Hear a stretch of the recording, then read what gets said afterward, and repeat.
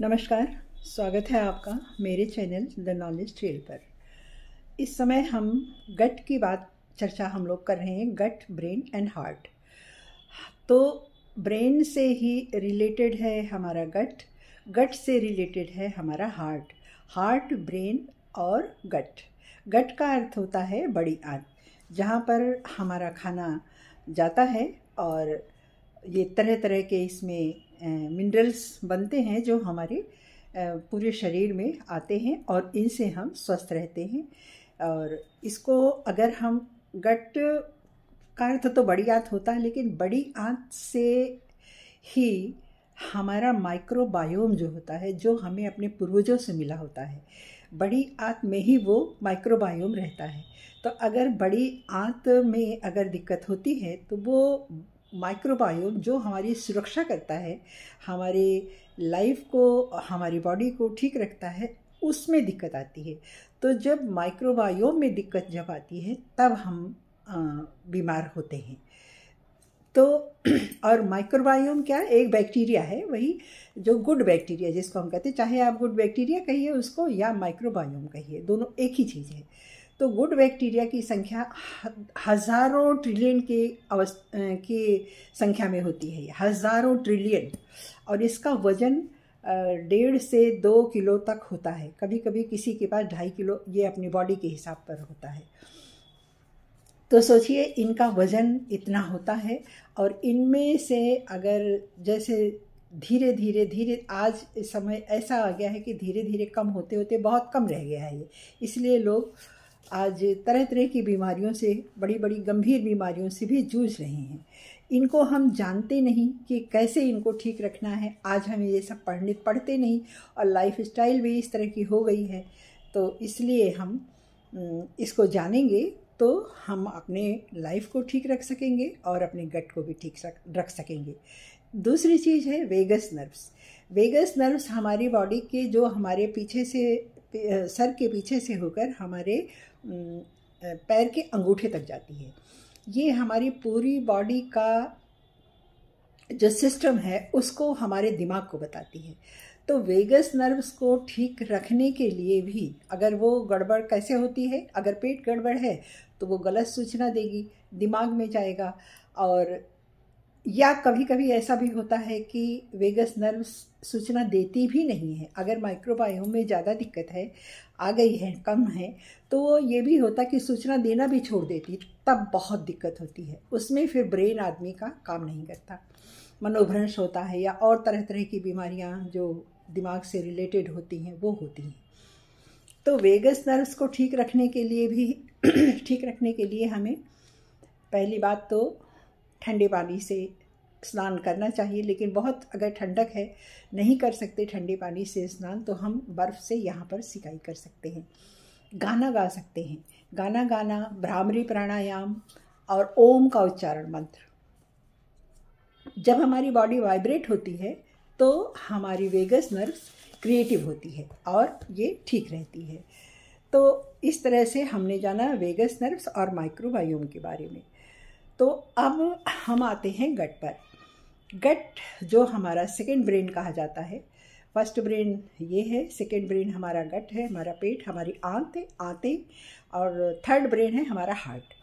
तो gut brain हमारा जब खुश रहता है तो हमारा कनेक्शन दिमाग से भी अच्छा होता है और हार्ट से भी अच्छा होता है।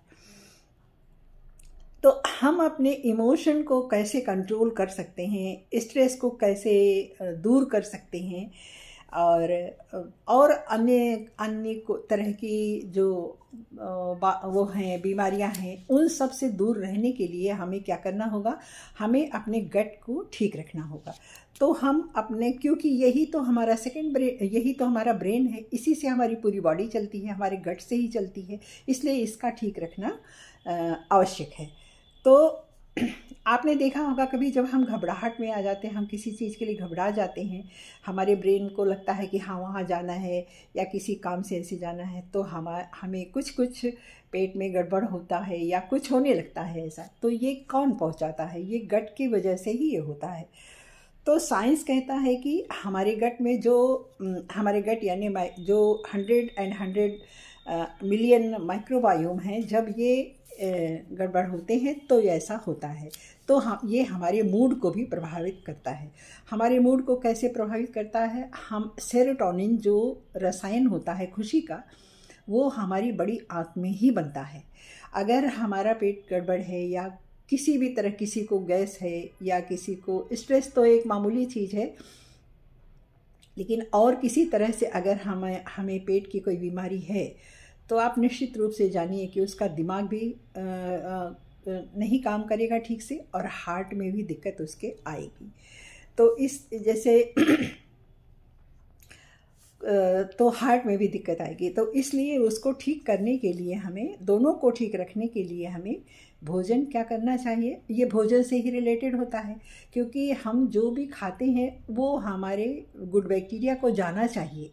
अगर वो भोजन हमारा गुड बैक्टीरिया को नहीं जा रहा है तो समझ लीजिए आपने जो खाना खाया वो आपके शरीर में विकार पैदा कर रहा है और वो बैड बैक्टीरिया को जा रहा है, और बैड बैक्टीरिया की संख्या आपके पेट में बढ़ रही है और फिर आगे जाकर वो आपको परेशान करेगी।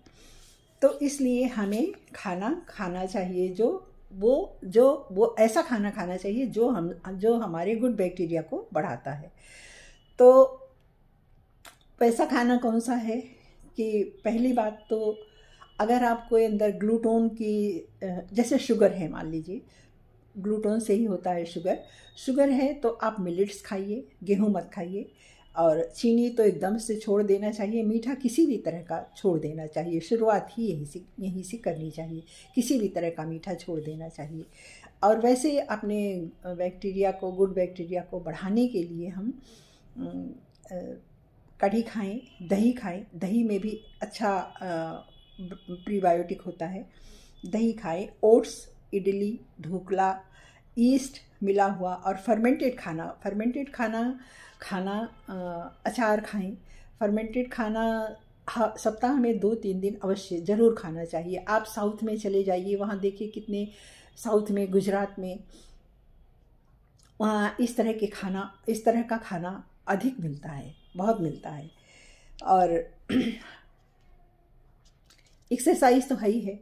एक्सरसाइज में मेडिटेशन करना, डीप ब्रीदिंग करने से हमारी सांसें जब अंदर गहरे तक जाती है, तो हमारी नाभि तक जब जाती हैं तो हमारे आंतों का टॉक्सिन निकल जाता है, सांस के द्वारा निकल जाता है, और पेट भी इससे ठीक रहता है। इसलिए डीप ब्रीदिंग तेज कदम से चलना अपने आप में ये बहुत रिलैक्स देता है हमारी बॉडी को, और रिलैक्स देता है। आप सुबह इसको 10-15 मिनट, नहीं आप बाहर जा सकते तो सीढ़ियाँ चढ़ना भी अच्छा है। घर में आप सीढ़ियाँ तो हर घर में होती हैं। सीढ़ियाँ चढ़ने से भी हमारा वो तेज़ चलने वाला काम, एक्सरसाइज हमारी जो बॉडी की होती है वो पूरा हो जाता है। तो इस तरह से हम अपने बॉडी को ठीक रख सकते हैं कि हम आज जिस तरह का खाना भोजन जो करते हैं, हम इसलिए शायद करते हैं कि हमें मालूम नहीं है कि इसका अंजाम बाद में जाकर क्या होगा, हमें क्या बीमारी होगी। बस हम स्वाद के पीछे भागते हैं और खाते हैं। लेकिन ये हमारी लाइफ को डिप्रेस करता है और हमारी उम्र को भी कम करता है, हमें बीमारियां भी देता है, और दिमाग को भी डिस्टर्ब करता है, हार्ट को डिस्टर्ब करता है। तो इस तरह से हम ये चेक करें अगली बार, अगर हमें सिर दर्द हो या कोई स्ट्रेस हो या किसी तरह की बॉडी में दिक्कत हो, तो चेक करिए कि आपने क्या खाया था, क्या वो आपके बॉडी को मिला? शायद नहीं।